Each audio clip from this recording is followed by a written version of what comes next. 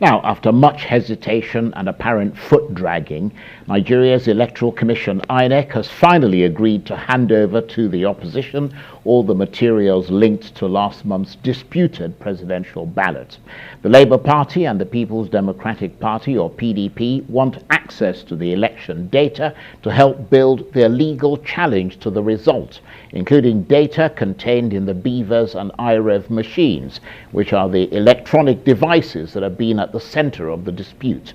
And when INEC seemed reluctant to comply with the court ruling ordering it to make the materials available, the Labour Party threatened to embark on nationwide protests. INEC has now agreed to hand over the data. But with just a week left to file their case, there is a growing sense of urgency. The Labour Party have set up collation centres across Nigeria to help gather as much evidence as possible. Well, for his perspective on everything about that ill-fated ballot, let's speak to the founder of ANAP Foundation, Atedo Peterside, who's also the founder of Stanbic IBTC Bank. And Mr. Peterside joins me now from our studios in Lagos. Thank you very much indeed, Mr. Peterside, for joining us. You've been almost sepulchrally silent since the presidential election just over a fortnight ago. This is the first time you're speaking publicly on television since that ballot. Why have you finally agreed to speak now? And thank you, Charles. You know, but by my nature, I find it difficult to speak about anything without doing my homework. So I needed time to do my homework, get information that's available in the public space from all over the country. Nigeria has 36 states. So now I believe I've done my homework, so I can speak a little. I am exceedingly eager to hear what your homework entails. But before we get to it, I mean, your political affiliation is a little bit murky. At one point, I believe you were a member of the Social Democratic Party, the SDP. Are you still in the SDP? Oh yes, I'm still a proud member of the SDP, so please don't get confused, Charles.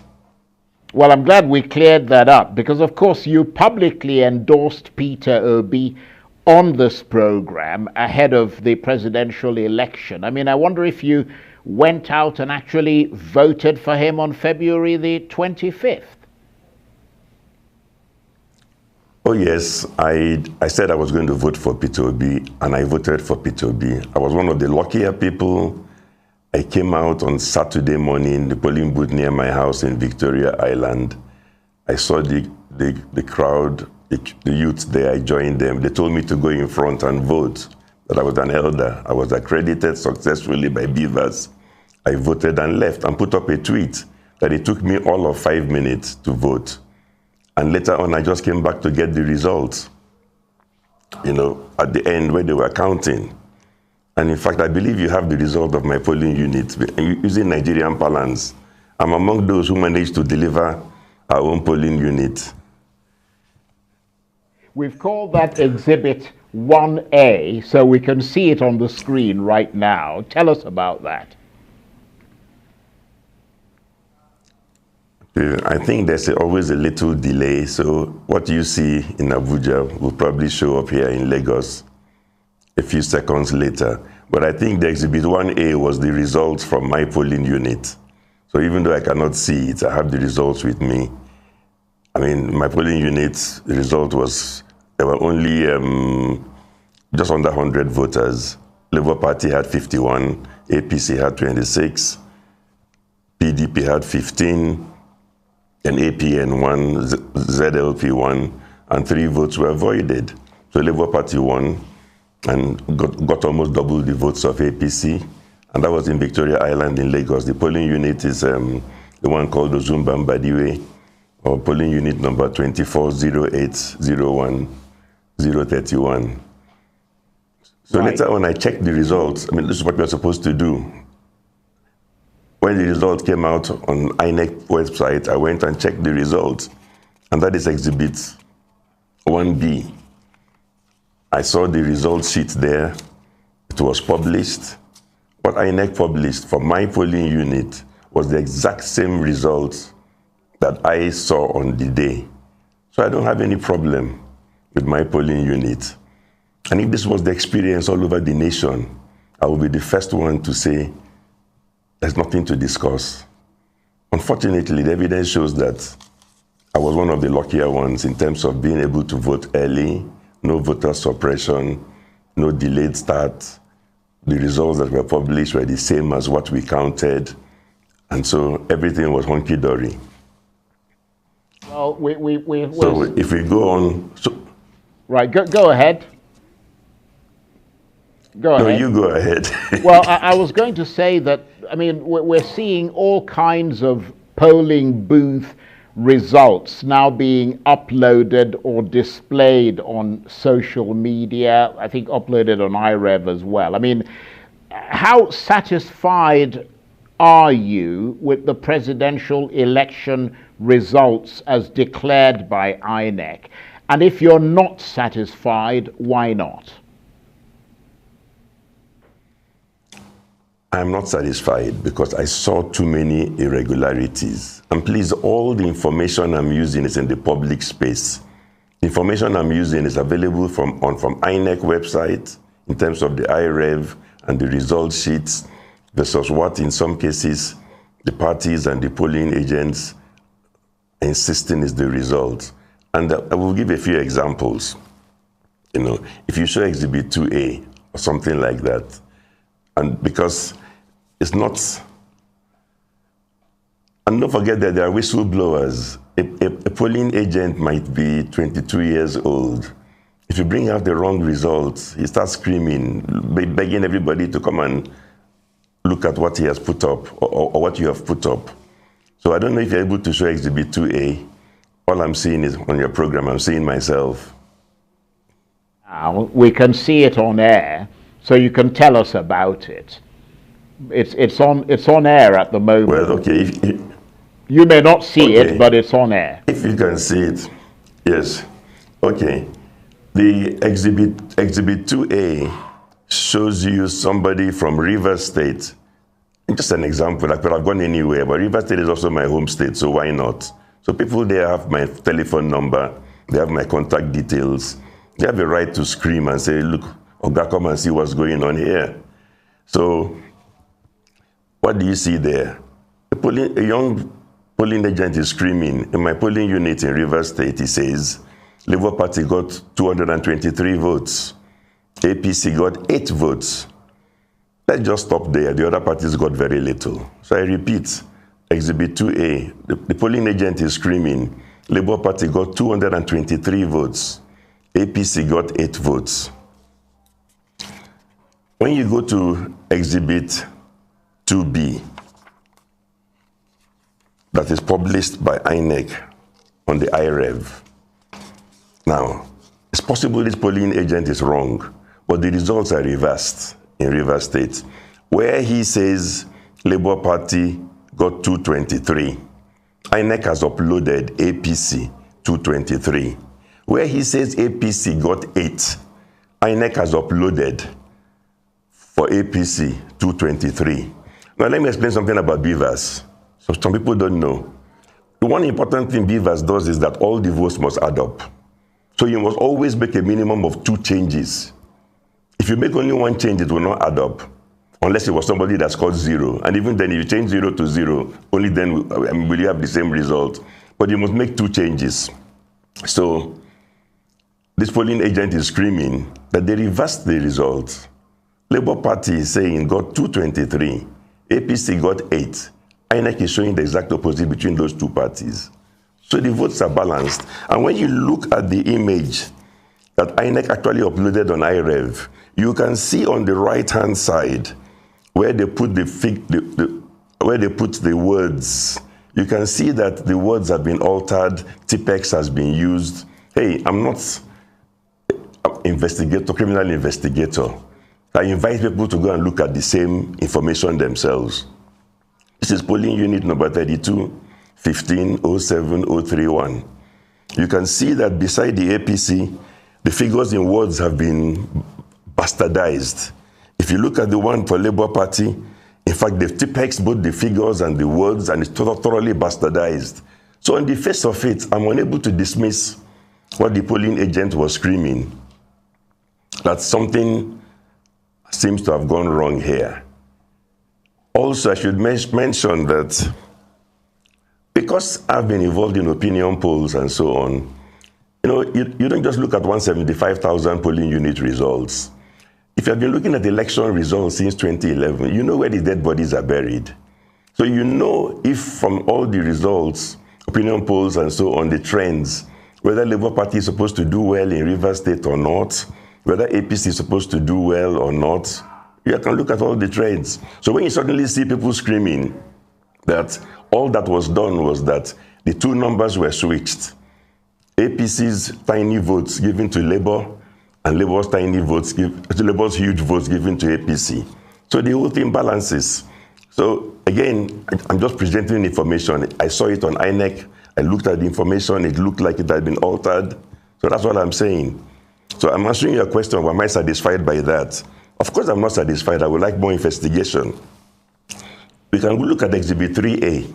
Right. Well, let's look at Exhibit 3A, because we need more information. I mean, you can't, there may be anomalies in one or two sort of polling booths, but we need to see more. So let's see Exhibit 3A then. Yes.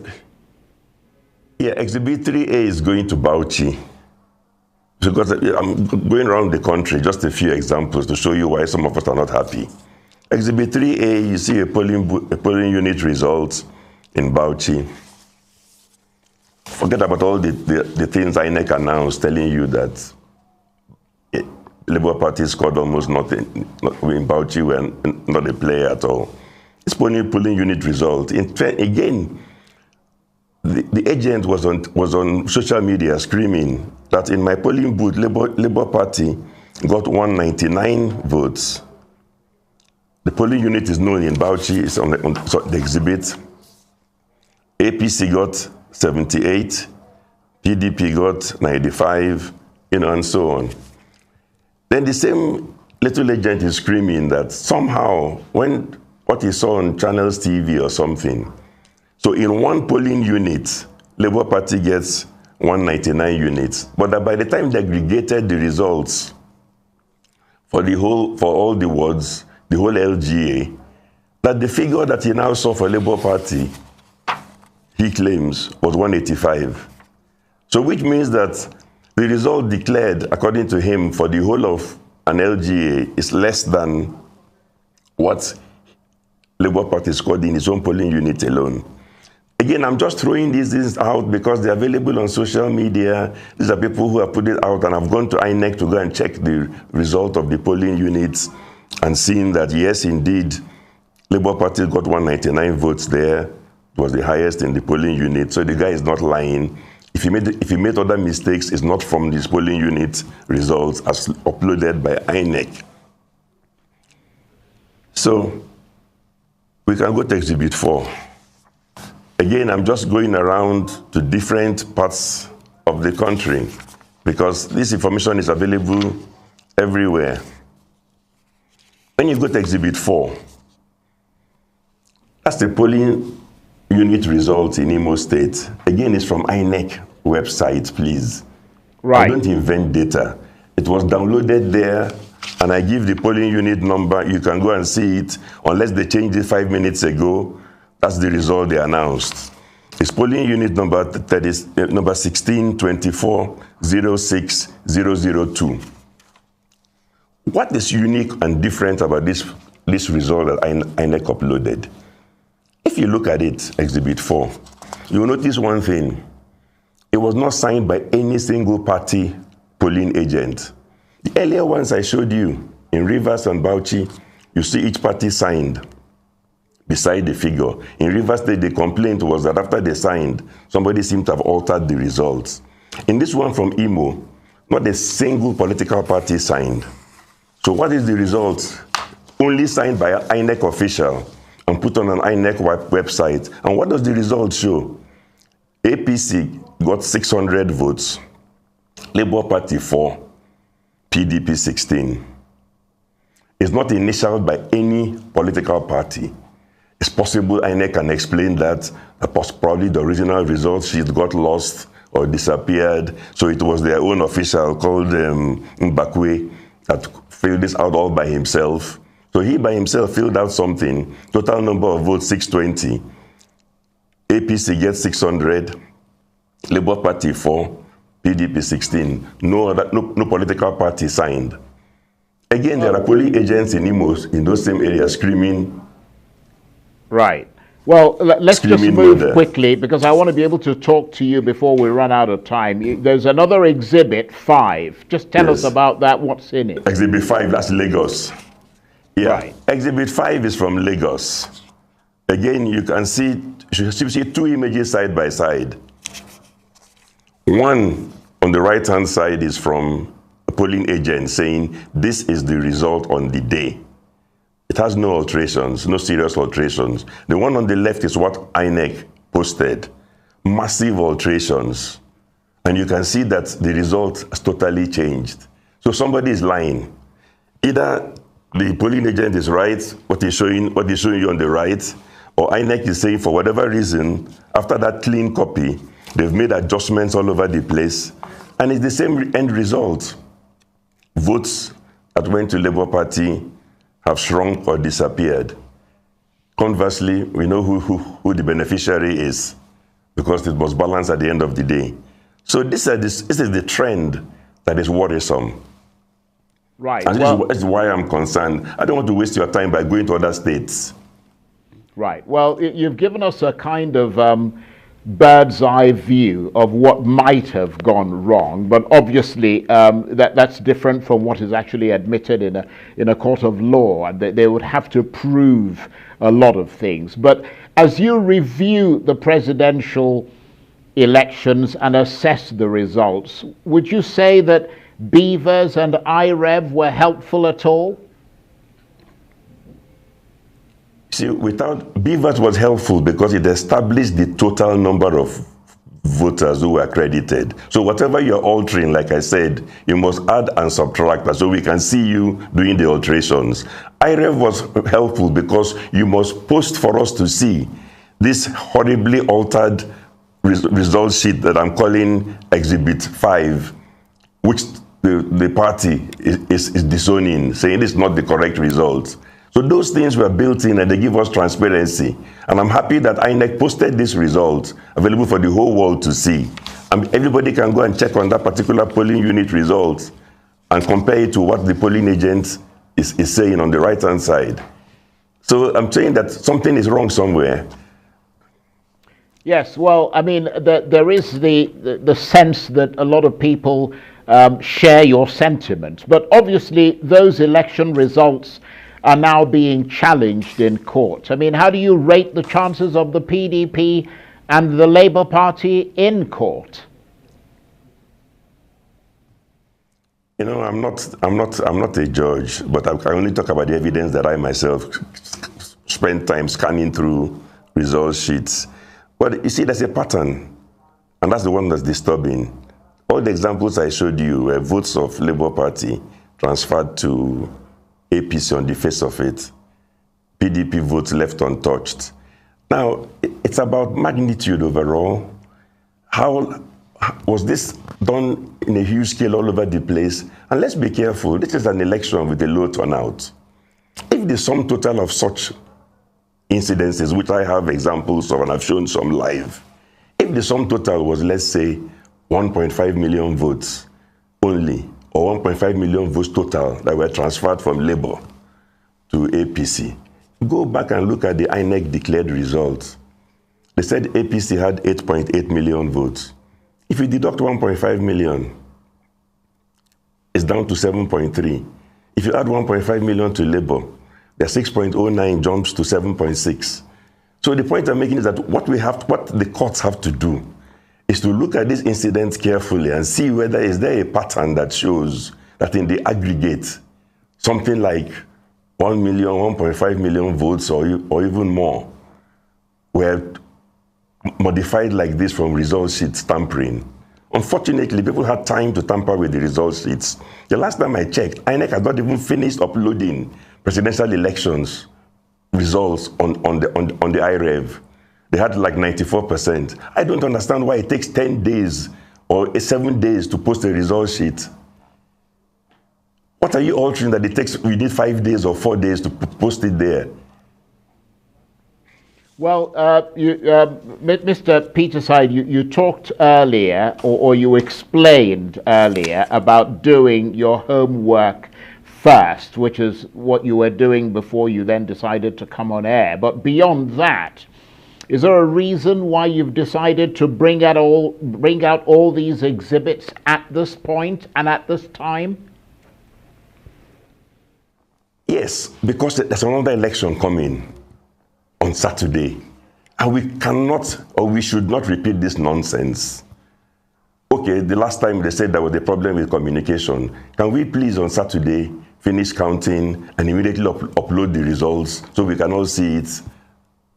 Instead of holding it back for 1, 2, 3, 4, 5, 6, 7 days, and then bringing out altered result sheets, and then we start arguing over, this is falsified, that's not falsified. And also it's important for everybody in INEC to know, the examples I've given, everybody can trace it now. You know which INEC official signed the result sheet that no party agent signed. If people really falsified, it's a criminal offense. We're talking about forgery and fraud. So they should not go scot-free. And please, it's possible even that the candidate is not involved. But fraud is fraud. It doesn't matter whether if your agent carried out fraud, even you, the candidate, should say, I reject this. That's a very good point. And I'm going to ask you what your reaction is to those who argue that in the Nigerian context, irregularities at elections are a fairly normal practice, but what really is the scale of the irregularities and what impact they might have on the outcome is the issue here. Yes, okay, let's look at the scale. I've shown you single polling unit in Imo, 600 votes, I'm doubting. I've shown you Rivers, single polling unit, 200 and something votes, and in Lagos the same. Let's even imagine that the average was only 10 votes per polling unit nationwide. 175,000 polling units times 10 is 1.75 million votes. So if it was 1.7, if it was only an average of 10 fake votes that were transferred from left to right, it changes the result, because add 1.75 million to Labour, deduct 1.75 million from APC, immediately Labour has the highest number of votes.